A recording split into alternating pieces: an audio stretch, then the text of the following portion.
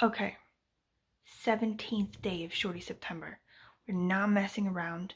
We have yet to miss the book a day, okay? Because I don't want to jinx it by being too weird about it, but we're sort of killing it. Like, I'm proud of us. The book that is scheduled for today is, okay, hold on, this one.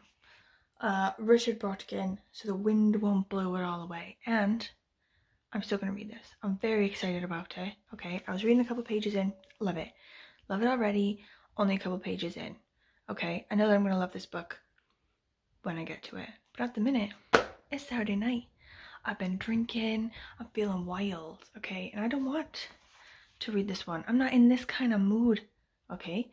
Also, I don't want to concentrate that hard. I don't want to read this without having the ability to concentrate. You get me? Okay. So, hear me out. Stay with me here. Instead, Donner dinner party. Ba-blam! We're doing it. This one is part of a series of books that I already like. I read them with Emma sometimes called The Hazardous Tales by Nathan Hale. So, the actual author is called Nathan Hale, and I think that's his actual given name, which is cool because it's the same name as like the Revolutionary War hero guy who was sort of like hung for being a spy, right? So it's being told, all of these stories as part of the series are told by this like 18th century spy guy, Nathan Hale, but the story itself is also told by a guy named Nathan Hale. Has it blown your mind yet? Bam! All of the ones in the series are graphic novels like this in sort of like monotone or like 2 or 3 colors, you know? And I quite like his sort of illustrative style, if you will. Big on faces. Quick Donner Party rundown, right? So, if you are American, odds are you already know loads about the Donner Party because American history is the only kind of history we learn in school, and it takes place in one of America's favorite self-history times, which is the pioneer times, or like the Westward Ho times, sort of mid 19th century. We're obsessed with ourselves. We're obsessed with our mid 19th century selves. But if you don't know about the Donner Party, quick rundown, okay? So in the 1840s, it was a huge group of people who wanted to move from Illinois to California, okay, across the Oregon Trail, in covered wagons. It's really the only way to do it at that time. It was sort of before the trains or anything like that, and there were loads of hazards along the way, okay? This group of people, the Donner Party, they were running late, right? So you have to get from here to here before snow sort of knocks you out of the Rocky Mountains, like here, or like gets you stuck, okay? You only have like a certain number of months you can go, and you have to make it in that time, but they're running late. So the lead guy, he was like, oh, you know what? I've heard about this shortcut right here. Oh, we're going to cut off 300 miles. It's going to be brilliant. Well, that was a terrible shortcut. They ended up stuck in the mountains in the snow, and ended up, loads of them died from exposure.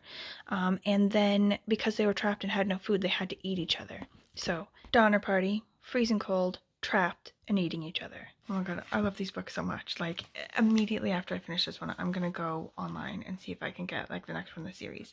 They're brilliant. But like, here's our guy, right? Here's like our Nathan Hale guy. I don't know if you can see, like, he's here. That's him, Nathan Hale. that's the executioner, right? And this is like an English general in like the British Army, like the Red Coat Army in the 18th century. All these books and series, like there's loads of them. Look, there's like just some of them there. All these books are under the premise that they're being told by Nathan Hale, even though he was hung in the 1770s. So he like is basically telling the executioner and this like British general these stories, like a sort of Scheherazade type thing, like, you know, prolonging his own life. Like as long as he's telling stories and they're interested, they like won't, you know, hang him.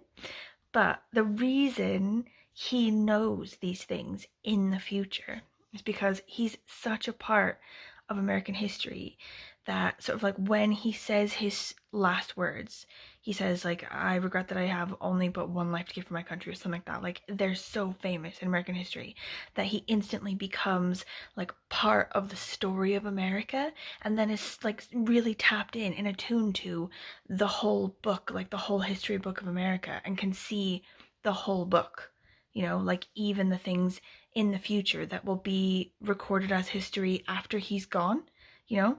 So he's now suddenly imbued with like all of this knowledge of the story of America, and he's telling these people these stories. Like it's sort of like a wild premise, but I feel like it works. For me, it fully works. I love it. Okay, story time, right? About my grandma Shunky. So she's actually my grandma's grandma, but I had a shit ton of grandmas at the time, so we just called them all grandma, right? She was born in like 1890 something. She was 102 when I was 10. That's when she died, right?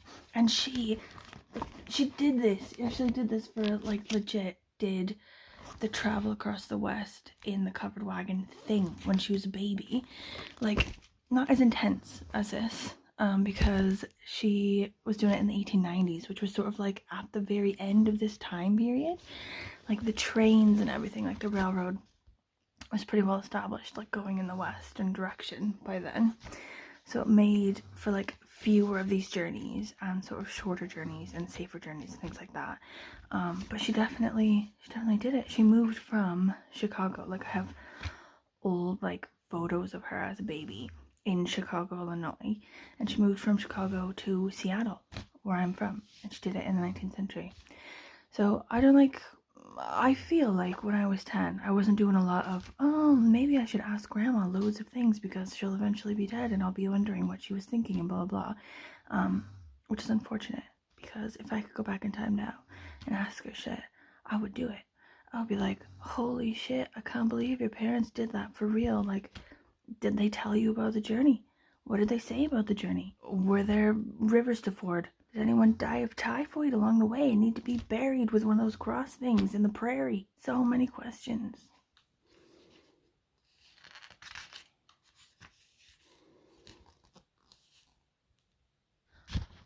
Well, did you know that the Great Salt Lake in Utah used to be part of a massive ancient lake? Like this is Salt Lake. This is the whole of Utah. And this is like this ancient lake that there used to be there, and now it's just like dried up salt flats.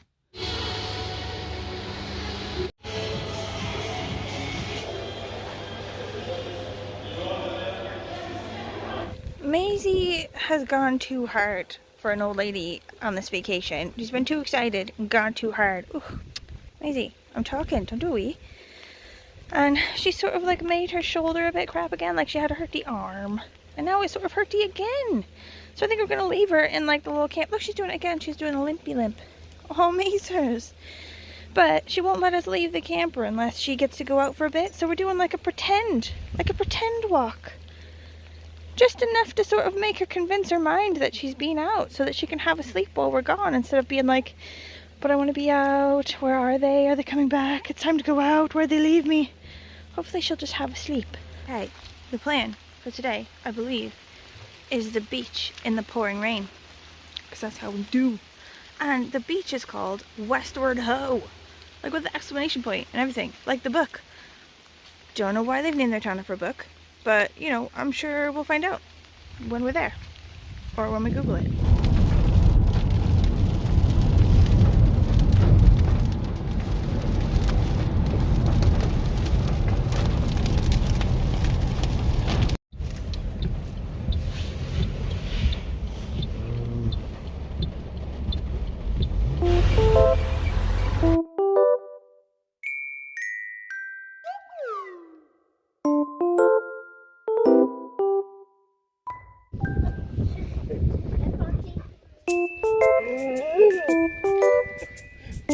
Maisy, you have a hurt leg. You have to chill out.